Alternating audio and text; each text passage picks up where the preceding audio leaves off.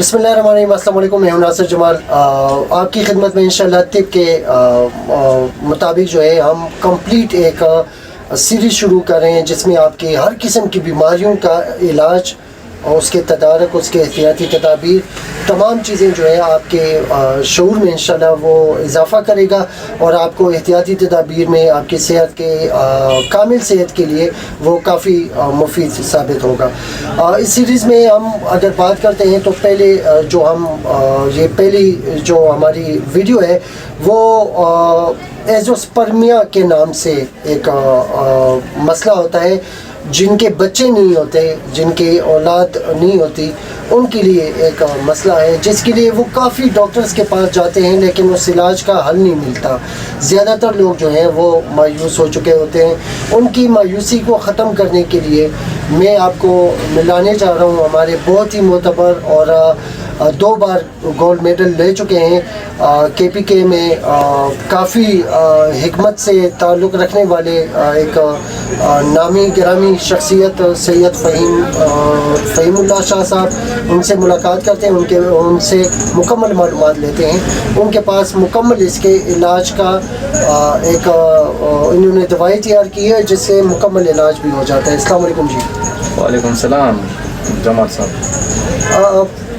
फ़हीमुल्लाह साहब, ये बताइएगा कि आप माशाल्लाह ख़ानदानी हकीम हैं, आपने बहुत सारे अपनी तरफ से इजादात किए हैं और इसके बारे में मुतमईन है जो आपने ईजाद की है दवाई है। सबसे पहले मैं आपको बहुत मशहूर कि आपने टाइम निकाला है, इधर हमारे दवाखाने पे आए और अपने कीमती टाइम में से हमें कुछ टाइम दिया। Thank you so much. उसके बाद मैं इस मौजूद पे आज बात करना इसलिए ज़रूरी समझता हूँ क्योंकि इसके इलाज दरियाफ़्त करने में मुझे तकरीबन 5 साल लगे। 5 साल बाद जाके मुझे इसका ठोस एक इलाज मिला है जिसको प्रॉपर वे ऑफ ट्रीटमेंट कहते हैं। इस इलाज में लोग इतने मायूस हो चुके हैं कि वो तो इलाज करना ही मुनासिब नहीं समझते। बस जिसको जब अंदाज़ा हो जाए कि मुझे एज़ोस्पर्मिया है, बस वो ज़िंदगी से मायूस हो के कोने में पकड़ के बैठ जाते हैं। कुछ लोग तो इस तरह के वो सुसाइड भी करते हैं। कहीं जोड़े में जिसको मैं पर्सनली जानता हूँ उसकी ज़िंदगी उजड़ गई है, मतलब वो मिसेज एंड हस्बैंड के बीच में वो रिश्ता ही टूट गया। जब मैंने ये फ़र्स्ट टाइम जिस बंदे का इलाज किया तो मैं ख़ुद भी हैरान हो गया कि कैसे हो गया। फिर मेरा माइंड क्लिक नहीं हुआ, फिर मैंने मज़ीद इस पर रिसर्च किया।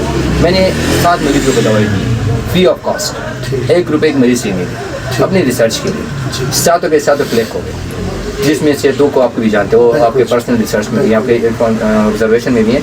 अगर प्राइवेसी का मसला ना होता तो उन सबको मेजर बिठा के सबको भी अपने नाम और उनके मसले भी बताते, लेकिन तो क्या कहते हैं शोर करने के लिए कि नाजरीन को मुतमईन हो जाए कि बिल्कुल इसका इलाज है, आप मायूस ना हो, आप रब्ता करें तो मतलब ये इलाज नहीं। हाँ, अगर उनकी प्राइवेसी का मसला ना होता, क्योंकि हर किसी का इज्जत नफ्स होता है और पर्दे की बात होती है और डॉक्टर और मरीज़ के बीच में एक राजदारी होती है। अगर उस राजदारी की पर्दा ना होता तो मैं आपको सबका इंटरव्यू और सब आपको दिखाता मेरे पास। को तो मैं जानता हूँ, तो उसके मतलब प्राइवेसी की वजह से मैं नहीं दिखाता।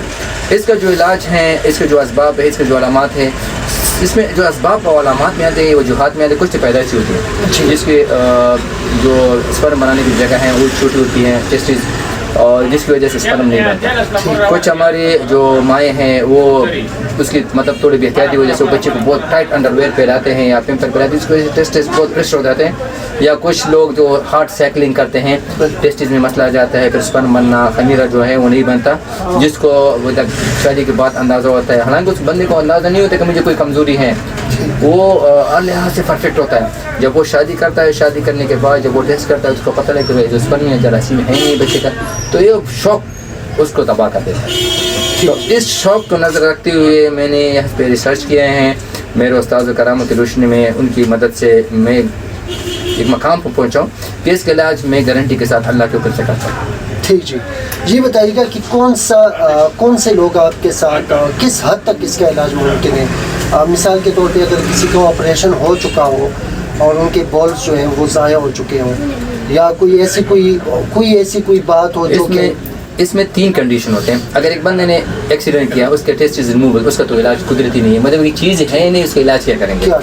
हाँ, कुछ लोग होते हैं उसके टेस्टिस का साइज़ छोटा होता है, ठीक, बिल्कुल इलाज है। कुछ लोग कहते हैं कि वो इसको झटका लगता है, एक्सीडेंट करता है, उसको किसी हिक लगती है तो उसको वजह से प्रॉब्लम आती है, उसका इलाज भी है। कुछ हैं कि वो آج کل کو پتہ ہے موبائل کا زمانہ ہے، اپنے آپ کو رانگ یوز کرنے سے مسئلہ آ جاتا ہے، پھر بچے نہیں ہوتے، وہ مسئلے ہوتے ہیں.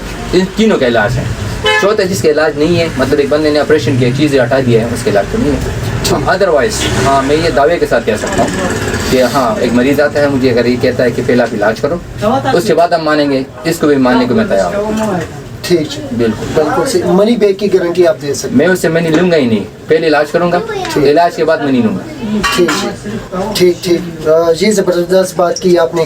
اچھا اس میں احتیاطی تدابیر کون سی ہوتی ہیں؟ اچھا احتیاطی تدابیر یہ ہے کہ جب بھی کسی بچے کو چوٹ لگتی ہے جی تو وہ بات نہ چھپائے، ڈائریکٹ شیئر کرے امی کے ساتھ، ابو کے ساتھ یا ڈاکٹر کے ساتھ. آن دا اسپاٹ ٹریٹمنٹ افسوس سے بہتر ہے.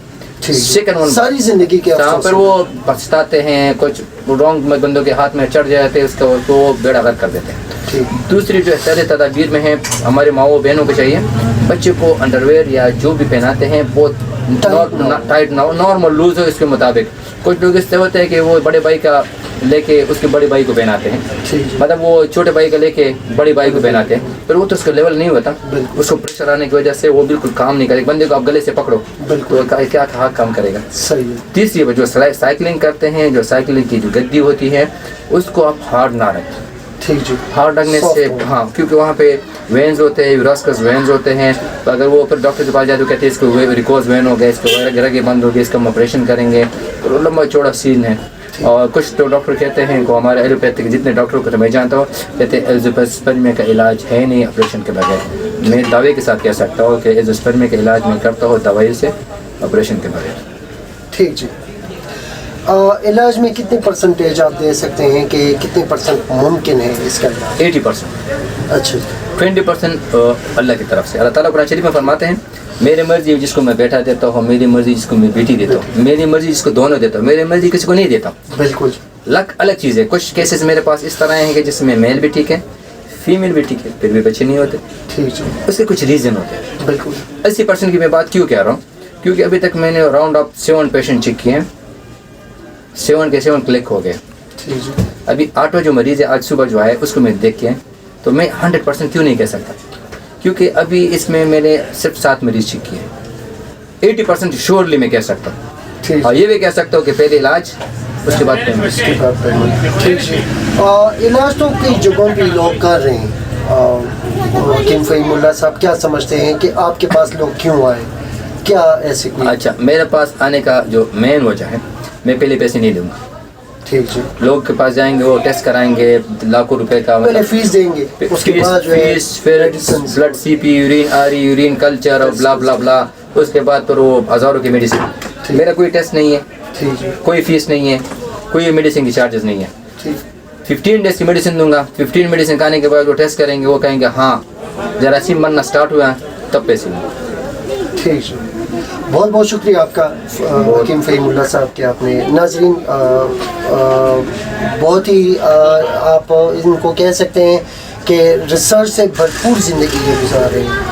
Thank you so much. Thank you, بہت بہت شکریہ.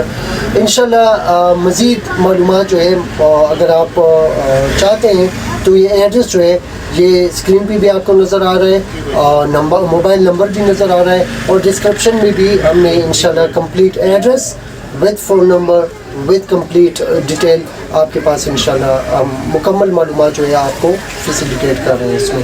اور دوسرے کئی بیماریوں کے بارے میں انشاءاللہ اس چینل پہ ہم سے رابطہ ضرور کیجیے گا. تھینک یو سو مچ، بہت بہت شکریہ. اللہ حافظ.